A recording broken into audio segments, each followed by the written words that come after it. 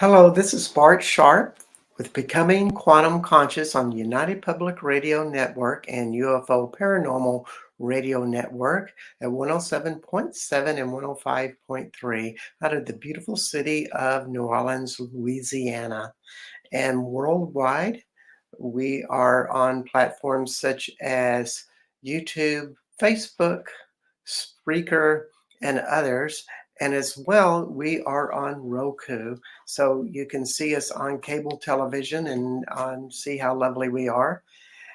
And today, um, I'm going to shake it up a little bit differently and do a show by myself out of my home in Austin, Texas, as I'm usually at. And today's show is on your greatest limiting emotion. And this is something I work with as doing shamanic work. That's part of my business is working with individuals and groups, but mostly individuals, where we go into the deep traumas that people have repressed inside of themselves, or a lot of other weird stuff. Basically, you never know telling what's going to happen. I get a lot of clients that find that therapy or some of the typical type of energy work hasn't helped them because there's something very peculiar with them. And my specialty is in body consciousness. And that what that means is the body has all the answers to all of your repressed, unresolvable emotions per se. The answers are all within, as they say in biblical terms, in other terms. And I'm a true believer in that. And it's a matter of learning how to ask questions. And part of what that process has been for me is just going deeply into the what is repressed in various parts of the body. In other words, we hold a lot of our anger in our gut, sadness and anger in our spleen, different traumas in our hearts, in our livers, and various other places. It's always amazing how the body holds things. It's not exactly an exact science. However, there is a lot of tendencies there. And one of the things in my own curiosity, because I'm always looking for ways to understand consciousness. I think it's a never ending journey to be completely evolved, infinite, so to speak. It doesn't come in a day. It's always learning new ways of how we repress things. And then probably the second part of it is to develop new energies that have you vibrate a different frequency. And then, of course, the third step in that is doing things that match your new energetic, emotional, conscious growth. And we attract new relationships. We go new places we've never been before, different hobbies, maybe different professions, things that just match the new us. And this is a big part of what this growth and development is.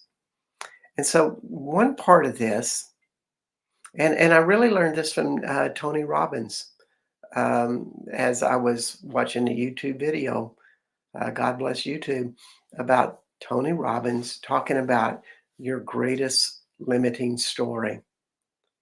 And it was just kind of fascinating. And Tony says that he can get to your greatest limiting emotion with a private session with him, probably $20,000 these days, something like that. Who knows? But I find that, we can all learn how to develop these type of skills. And I do it in my own work, doing shamanic and work with access consciousness. that we can start finding these things. And also, one of the most important tools to use in this process is some form of muscle testing or applied kinesiology. In other words, you ask your body questions and you get responses in a yes no answer format. And you can really start to hone down what is your greatest limiting story. And the greatest limiting story, just to begin in that concept, is it's something that we have happening in our thoughts daily. For some people, hour by hour. Some people, several times within the hour. A message that is our limitation, our biggest limitation, the one that we kind of hit a wall against, and we're always trying to overcome it with a reactionary emotion or a reactionary thought or a reactionary action response to combat it. And this is generally done in an unconscious way. It's like a habit. We are stimulated by emotional response that is directly related to our greatest limiting story, and then we react to it. And this is all done without us even thinking about it. It's just happening. It's happening in our thoughts. It's just like that. And um, it's really what a lot of people run by. It's their unconsciousness. And today we're going to really go into what that is, the basis of it, the construction of it, stories of how it's worked or not worked in other people's lives, and some tools on how to resolve it. And then what's on the other side.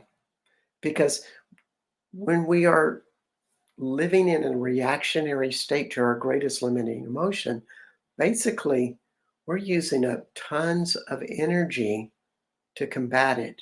Either we're trying to repress those emotional responses, or our mind is working twice as hard trying to push back the negativity of the greatest limiting story uh, and move on with our lives, to be creative, to manifest something that we really like. Um, and we're often doing this in a duality.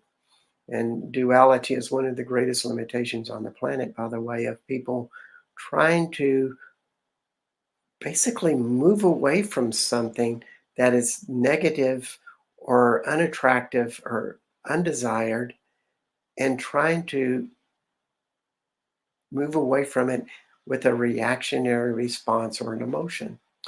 And this is a very big part of the greatest limiting story. For example, if we feel we are unwanted and we feel ashamed of that, we might be responding by that with a fear that we are unwanted. So there's a shame that we believe that I'm going to be doing this a lot of this duality. That's how I represent it. One finger going one way, other way, finger going the other. But it's how they work. It's almost like two energies working against each other.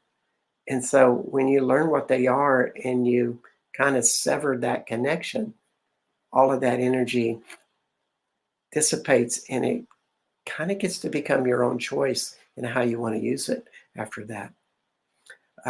But the first step in it is learning the clarity. So if we have a shame that we're unwanted, unworthy, and then we have a fear that maybe, well, I have to try harder, otherwise people will not like me. My father won't love me, or my mother won't love me, or my siblings won't love me. That's how that duality starts to work. And one of the keys to it is beginning to understand how we've done it. What is our pattern? And these patterns happen at a very early age, somewhere between birth, 6 years old, 7 years old. Generally, though, it's happening at age 2, 3, 4. That's when we really are beginning to create core patterns. And often we create these core patterns by just in reaction to our family and our siblings. Um, so all of that is part of a bigger, complex picture of what a family is, because everybody in a family has their role, they have their parts, they're reacting to one parent's behaviors or rejections or love or maybe a little bit of all of that. And we start to formulate who we are. And so when we get into the core limiting story, we have to understand those whole dynamics. Um, and, it's funny when I work with people with this stuff, I can start to see those core limiting powers with within an hour or two. They start to become apparent. And the more that we learn about what our core limiting story is, we refine it and we really learn how to get specific about all the ins and outs of it and and hone it into what is specifically our greatest limiting story. And when we start to learn, well, oh, that is my story, we're on the path to resolving it, not living in it. And it takes a little bit of intuition. It takes a little bit of knowing your life and knowing what happened to you. And to do that type of therapeutic approach, that is very much a necessity in becoming whole, is that logical, rational process of reviewing your life, whether you do it alone or in a group or with a therapist. It's all good stuff. So that's a big part of it, is learning that. But also we can take a faster track with learning our greatest limiting story by muscle testing and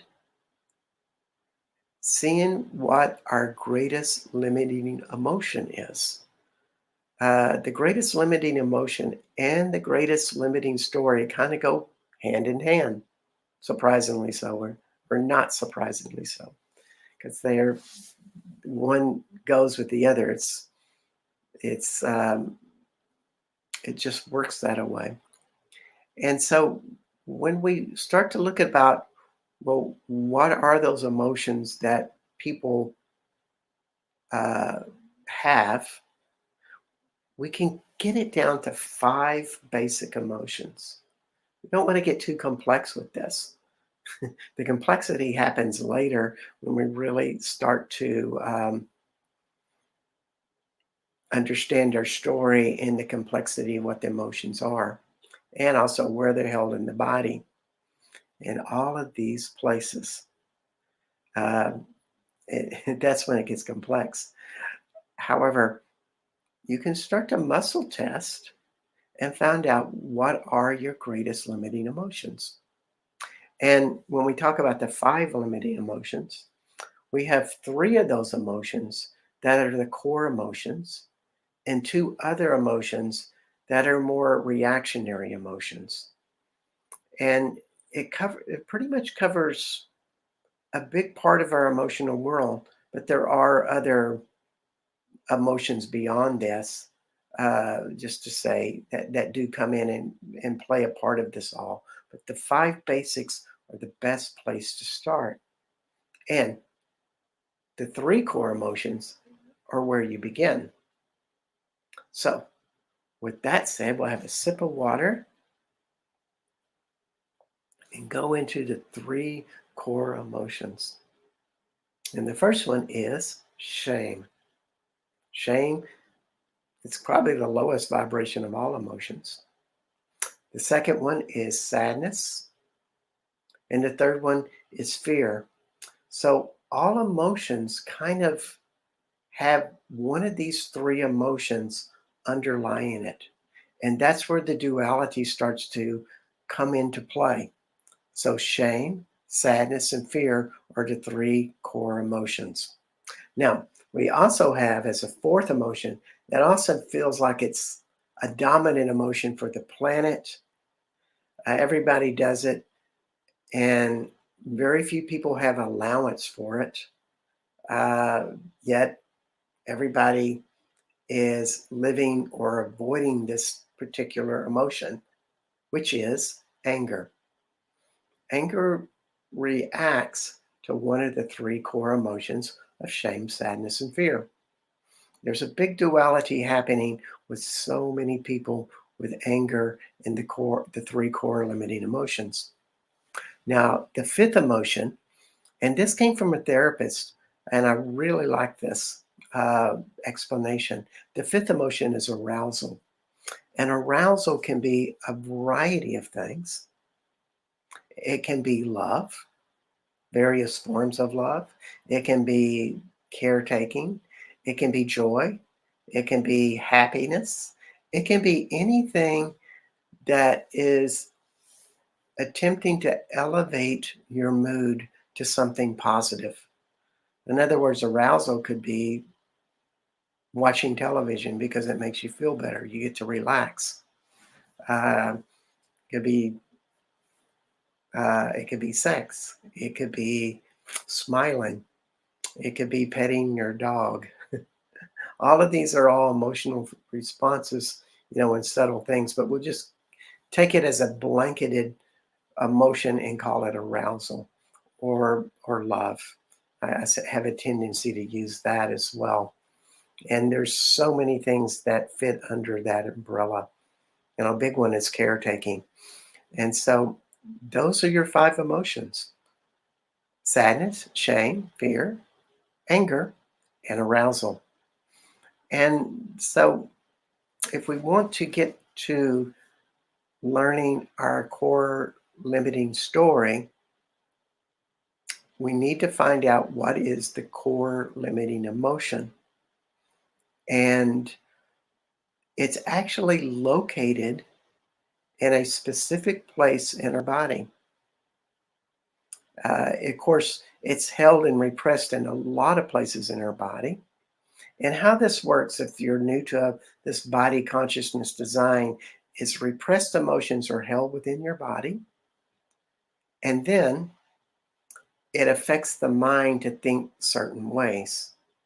So, energy responses, neurological responses from emotions affect your thinking, and they percolate your thoughts to have certain thoughts. If you ever wondered why you cannot get rid of a thought, or why you always think that away, or why certain thoughts seem to just keep recurring and you just can't get rid of them, well, you're probably not dealing with them on a body consciousness level.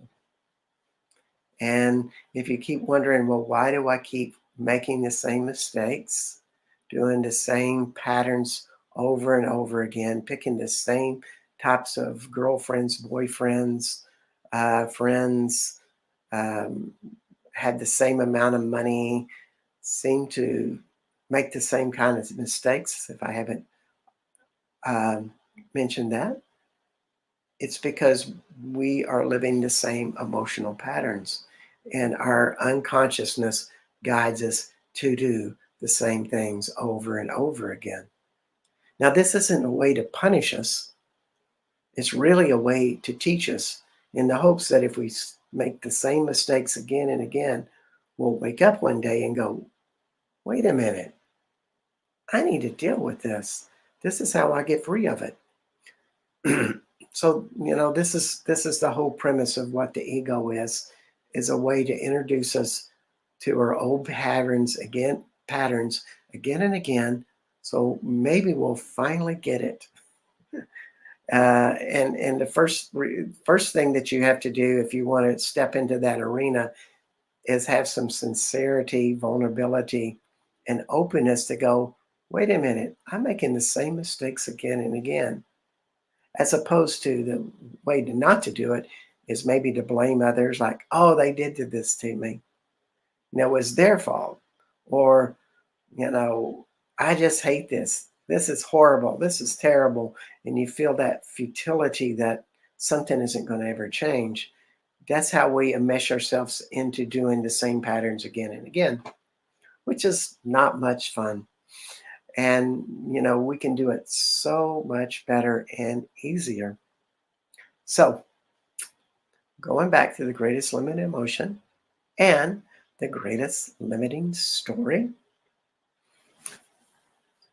there's a location where we start to pay attention to where this neurological phenomenon of holding the greatest limiting story is. And that is in the back of the solar plexus. Now, your solar plexus is right below your rib cage, where, it kind of extends up, and there's a spot right above your stomach, but right below your rib cage in that little V area. That's in the front of the solar plexus. And if we go straight back from that to our spine, that is the back of the solar plexus. And we have to understand what the solar plexus is energetically to begin with, to understand our greatest limitation and our greatest limiting story. So the solar plexus, a lot of people say that its whole function is taking action. And in a way, that's true. And often we take actions from our emotions. It's very common. And I just offered this point of view that we can start taking actions without such unconscious emotions or strongly unconscious emotions, but maybe feel something emotionally, or maybe just be in a place of neutrality and balance, and we make our decisions from there. That's what you're looking at when your solar plexus and your greatest limiting emotions and your greatest limiting stories are resolved, is that we start to have a clarity there. But I'm jumping ahead of myself a little bit. Let's go with the limitations. So in the back of the solar plexus is where the greatest limiting story is. And this is in your spine. And we have to understand the solar plexus itself. It's about this big, about the size of a tennis ball, at least for me. It depends on the size of the person, of course. And vibrations, frequencies, come entering into the back of the solar plexus in this tennis ball size opening energetically. And they go from the back to the front. And that process of going from the back of the solar plexus to the front of the solar plexus, that tennis ball size opening, when it enters into the body, suddenly gets smaller and smaller to where it gets to the place right in the middle between front and back. And at that point, it is reduced to the size of 1,064 cells. So it is super tiny, microscopic tiny right at that point. And we call that, you could call it the center of the chakra, but also some people call it the reference point.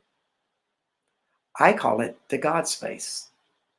In other words, this is the place, if we became totally resolved in our solar plexus and we were in a state of resolution with our emotions within the solar plexus domain, the God space would be very clear to us. And it's really connection to the God within you. That's what it's all about, right into God's space place. So that's from the back of the solar plexus right to the middle is the God space. And then from the middle to the front, it starts to enlarge again to when it's right at the front of the solar plexus. It's tennis ball size again. And in that place in the front of the solar plexus, it is leaving the body. And this is where we hold a reactionary emotion to our core limiting emotion. This is how the whole energetic dynamics of duality begins. And when we think of the solar plexus in an energetic way, we think of it as a torus. In other words, energy is coming from the back, from our surroundings. We're picking up energy from, things in a very large radius, maybe 1,000 feet, 2,000 feet, half a mile, et cetera, et cetera. Some people it's much larger.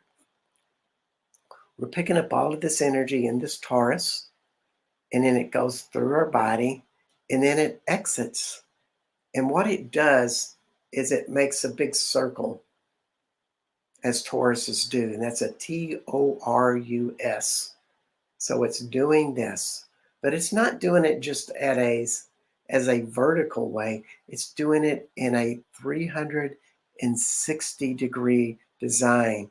In other words, it's going out in all directions, up, down, sideways, right, left, horizontally. But it's doing this big circle, and it's taking in energy from all of our surroundings.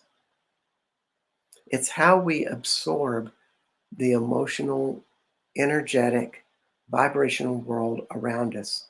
And of course, all chakras do this, whether it be the second chakra or the heart chakra or the third eye chakra. And they are processing various levels of vibrations, frequencies, energies, etc.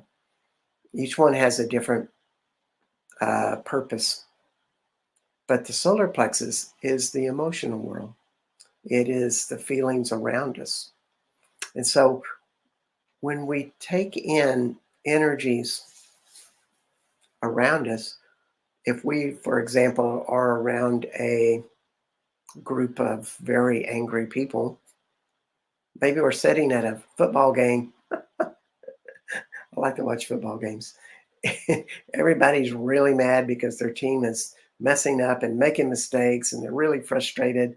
Well, we're going to just hook right into that energy of everybody in the football stadium, and we're most likely we're going to have reactions of anger, but also we may be reacting to a way like in our childhood when people were angry around us, like our father or mother. In the same way, we may feel ashamed or sad or fearful at the same way, but our responses might be angry like everybody else in the football stadium. And that's kind of a big complex picture of how the emotions work. And we'll go back more into that as this talk goes on. But I wanted to get into that. Well, no, there's one more thing I want to mention. The whole purpose of talking about this solar plexus is you can find out what your core limiting emotion is. And this is really important to do. And a really, probably the most logical way to do it, scientific way to do it, is to muscle test it. And you just ask, it's really simple.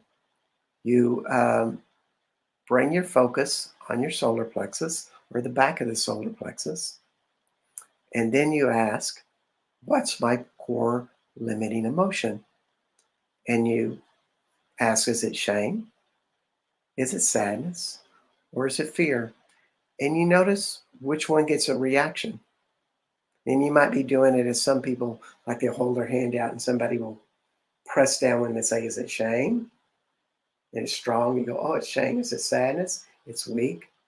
So you know it's not sadness. Is it fear? It feels weak, so you know it's not fear. And it's really as simple as that, that you can get to your core limiting emotion.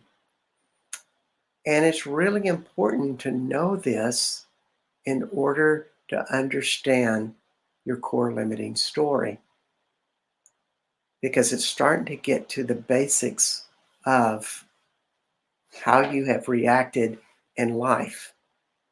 Um, and of course, we really need to know our story. You know, what is reoccurring in our lives that seems to be there every day? This feeling about ourselves.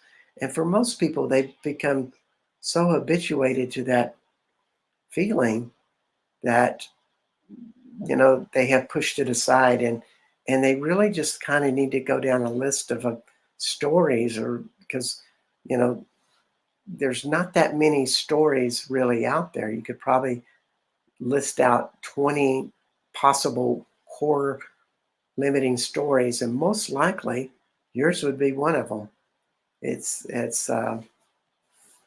not that hard, and it's a good way to kind of listen to your gut about it when you go down a list of core limiting stories and go, wow, that sounds like me.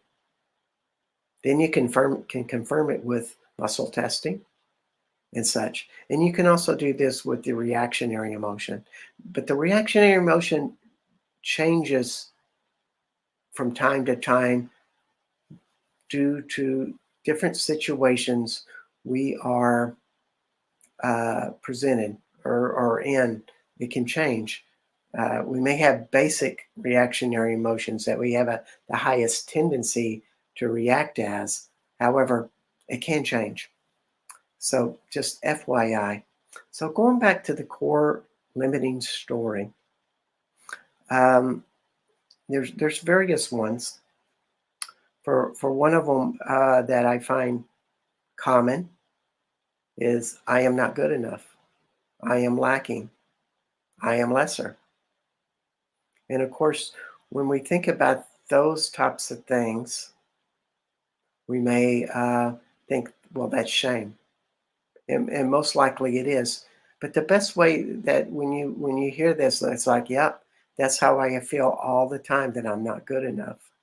And then you need to ask, through muscle testing, or just trust your gut, and you ask that question: is my core limit emotion shame? It could be fear. Sometimes some people react in fear, and there's no exact science with this. Often we don't understand why we chose shame as a core limiting emotion, or why fear seems to pop up. Uh, and maybe the why isn't the thing to consider. What is good to consider is that it's there. That's what's present in my life. And you go forward with that. So I am not good enough is really common. This is one: abandonment. I hear this a lot of people saying, I just feel like so much of my life I'm fighting that I'm going to be abandoned again. And abandoned can be a lot of different things. It can be, well, my mom said she loved me, but she never was there. So therefore I felt emotionally abandoned. Or maybe they just plain left you when you're at birth. You never met them. Uh, that could be a strong feeling of abandonment. And the thing about abandonment is it has reactions from all three core emotions. It can be any of those three. And you cannot really understand why you chose fear. It's not even really choice. It's just choice. It's just is. It just seems like that's how your pattern appears. Uh, so it could be fear, but it could be sadness, or it could be shame in relation to abandonment. Another core emotion is I feel separate from others and must give more of myself in order to receive. Maybe the separation is a part of fear that um, they're going to hurt me, or they're just not going to include me, or they don't even really see that I exist. I'm kind of the kid ignored. All of those things could be that core limiting the story. And the emotion paired with it could be fear, it could be sadness, could be shame. Um, Another one is I protect those I love and I never feel like it's enough. So we know that maybe they're using a lot of love as a reactionary emotion, but what is the core emotion in that situation? Am I fear that I'm going to be abandoned? Or is it that I'm not good enough? Or is it a sadness that no one really ever sees me unless I convince them I'm lovable, I'm worth loving? And these are the type of things you just really need to go through muscle testing or feel it with your body. When you say, is it sadness? And you feel this resonance inside of you, go, oh, yeah, it is sadness for me. That's kind of how it all works. Um, Another one would be, my father will betray me. That's kind of like a core limiting story, and feeling that others will betray me. And so there may be this fear, that maybe a fear that you're going to be degraded, or they're going to ostracize you, or that you're just not even going to see that I'm there. And all of them have aspects of betrayal. It's like you as a child are giving them all of this love, as a child naturally does, and yet they seem to reject you and betray you. Or they say they love you, but when it comes down to it, they would rather be out playing tennis or someplace else, than being with you. And so we can react to one of those core limiting emotions. And hopefully, as you listen to this story that I'm telling of these different reactions, you can go, wow, that's me. And then you start to have this insight about your own story.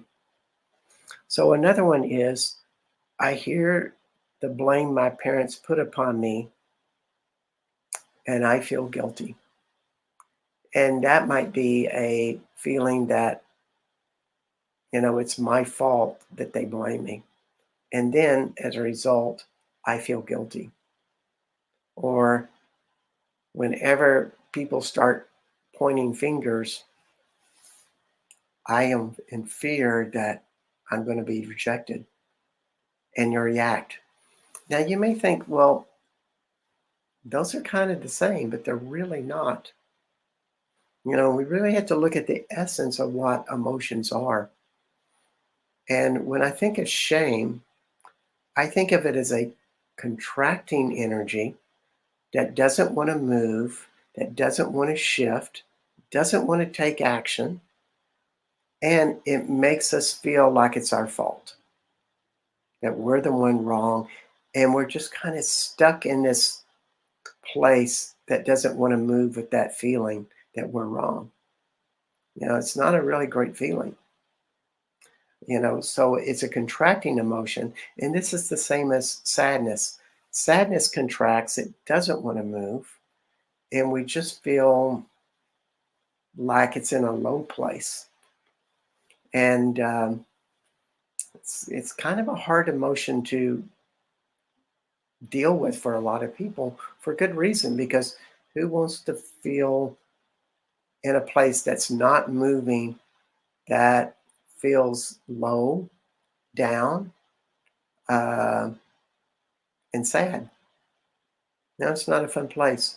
Whereas fear, anger, and arousal or love are very different. They're not contracted, they are action emotions. They take action. And this is a huge difference between the emotions. And generally, we will hold the duality a lot of times of a contracted emotion and an action emotion. Sometimes we'll have an action emotion paired with an action emotion, and that is a very different dynamics. I think that an example would be fear and anger, or fear and love. And those are really typical for a lot of people. They're always taking action. And you think, well, that's great. We're moving with this stuff. But there's advantages to the contracted emotions in that we have time to reflect. These people are really creative. They stop and be inside of themselves. Whereas if you're always in action, you're not going into yourself and finding a deeper answer. So there's pluses and minuses with all of these different dualities with it. So just to put that as a food for thought with that. Uh, and another emotion is I'm sad because I have to be what my parents expect of me instead of following my own desires. And in my work doing shamanic work, I find this is real common for people who have sadness as their core limiting emotion. In other words, they would rather be something else, and their heart's desire says, yes, this would make me so happy to be able to do this and be this type of person. But yet, my parents have a totally different agenda for me. I'm supposed to stay at home, study hard, and be a doctor.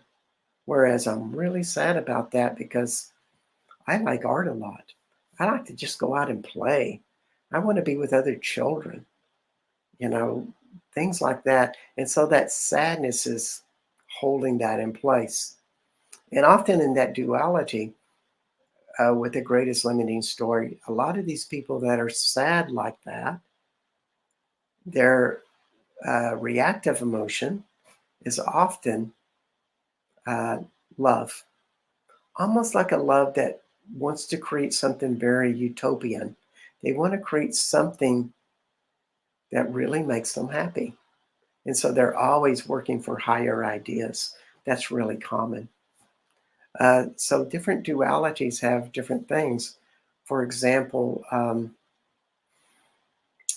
I knew somebody that was the hero, and he was always in fear that he wasn't going to be good enough for his father. He was always in this fear of rejection. And yet, he fought for bigger causes all the time. And he literally fought for them.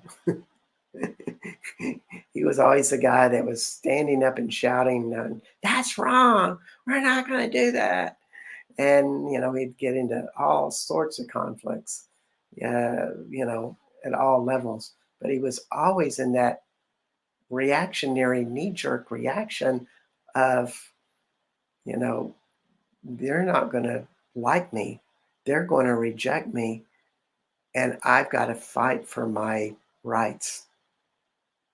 Um, and so he was always in that fear, but always in the fight. And he wasn't really slowing down enough to reflect to what that whole energetic dynamics is. Very smart person, but he was always addicted to the fight. And that's what happens with the greatest limiting story is we become addicted to these patterns. We do them over and over and over again to where they just feel right to do. But when we start to stop and look at the dynamics of it, maybe write them out. That's always a great thing. To maybe write out, what your parents did, what they were like, and how you reacted to them. And, maybe you have a hunch that, uh, this is my greatest limiting story. And as you write, it will become more clear. It's one of the greatest tools we can do is to write these things out. You get more clarity that way than you could ever imagine. And it's always good to do this. With my story, I was a very sick child, and I was the youngest of four children. And it was a pretty angry family. We were always fighting, and There's a lot of intimidation going on from the older siblings. So, due to my sick background as a child, an infant, I learned that weakness was really one of my strengths, or I thought it was my strength. So I was always the kid running home to mama, having her protect me. And it created this attitude that that's what relationship was, is me showing weakness and vulnerability in that way. And therefore people would like me. It's kind of like a martyr syndrome. As I became adult, I really start to see that, wow, maybe that isn't working. People just see me as weak and puny. And I really started to see that shame behind it, and that love and anger in duality, because a lot of times you have two different emotions in duality with it. And, as an adult, I really saw that, wow, I really don't like this pattern. So I began to change it and work on my shame issues in the back of my solar plexus. And literally that's how it was, but also knowing the story and knowing how my behaviors of creating closeness in relationships are all about weakness, showing weakness, being submissive. Um, you know, so I was always the puny kid in class as a child and as a teenager and a young adult. Mm. Once you learn the stories, though, you can change them. You can be another person. And I'm a testament to that, because I am not a weak and puny person now. Sometimes it sneaks up on me. But, it's one of those things that you have to always be aware of because it's so ingrained in you. But it doesn't mean it needs to dominate your life. And so, these are the things that we learned. And we learned these things through our parents. Our patterns are starting there. Just like in my childhood, I learned it through my mom, who would always take care of me when I was weaker or sick or was bullied by my brothers, that she would come to my rescue. So therefore, I never learned how to fight, and never learned to have that toughness that a young boy that lived on a farm really needed with that. So, it has these things. And I'm talking about, some of the stuff I'm talking about are pretty extreme things, because usually if you're going to do therapy or do energy work with somebody that does therapeutic type of things, and I don't want to say that I'm a therapist by any means. This is all an energetic approach. It's not under the guise of therapy. Let's just make that clear, because there's a lot of energy workers out there that work on emotions, but yet they're not licensed, and they're just from a totally different approach. And you really need to know that. So there are a lot of people that don't really need this. They have very secure dualities with their emotions and their greatest limiting story. For example, I think of my nephew, and that, the hardest thing he heard in his life was, "Son, I'm really disappointed you made that decision." And he may feel a little sad about that, but his parents gave him every opportunity in a supportive way to make a different choice. And they look at him and go, "I know you can make a better decision than that. Let's talk about it. Let's review this situation about what you did and how to do it better." It's all done in a loving environment, and nobody is made as a bad person. It was simply made that they did a mistake. And therefore, this duality isn't so strong, and that person doesn't become addicted to the emotional patterns that, strong experiences elicit. Um, so, there's a lot of people in that place that are not in this greatest limitation conflict. But those of us that have these strong conflicts, we may want to look at this. Now, the gift to resolving this stuff or having a life where you are challenged in very strong, abrupt, neglectful, maybe abusive ways, is if you ever do resolve these things, generally your ambition to become a greater person at some level is more profound. Becomes, limitations teach us a stronger desire a lot of times. When we really see the limitations of shame or sadness or fear that we've been, kind of stuck in a very deep well with, and we resolve them, the passion we get is so much more profound. And that's why you see people that have strong limitations that they grew up in the childhood, and you hear the stories that they overcame them and they became a great person. The person that pops up first for me is Mother Teresa. She had a strong doubt that God ever listened to her and that she would never, experience God being in her presence, which is a strong, probably feeling of shame or sadness, maybe even fear. But what she did was, she ran 100 miles an hour to make sure that she got to that state of being where she could know God. And that's a great example of that ambition of how emotions approach us. However, if we learn to resolve these emotions, we get all of this power. We don't have to do it with such stress like Mother Teresa did. We don't have to go to Calcutta and work with a lot of really sick, poor, uh, needy people. We might do it in a different way that's easier. But yet, we have learned those lessons to facilitate our greatness. That's the gift of all of this stuff, is being able to have that. So one of the really good tools that you can use, you know, I think doing energetic clearings on the back of the solar plexus in the core limiting emotions. In other words, you feel the emotion and you know what it is, and then you do some sort of energetic transformation in that area. And there's a lot of ways to do that. I use the tools of access consciousness, and I literally clear these energies out. But you can approach it in a lot of different ways.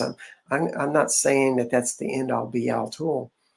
Um, and the whole thing with uh, dealing with emotions in a body conscious level is you want a higher form of energy or higher vibration of light energy, or tool that's an energetic tool to come in and interact with the limitation.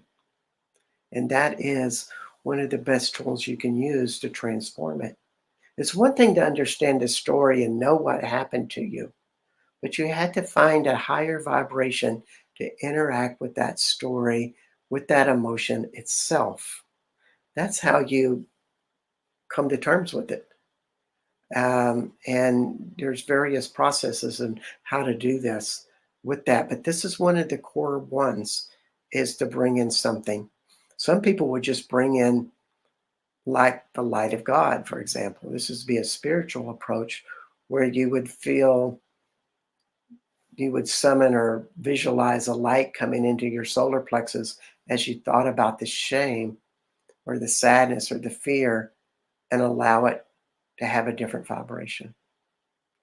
Another one of my friends, and I'll put this one out there, we're coming to a close, is they would unwind it, like going in counterclockwise position. They would start to unwind a clock, and let me see, this it'd be going this way.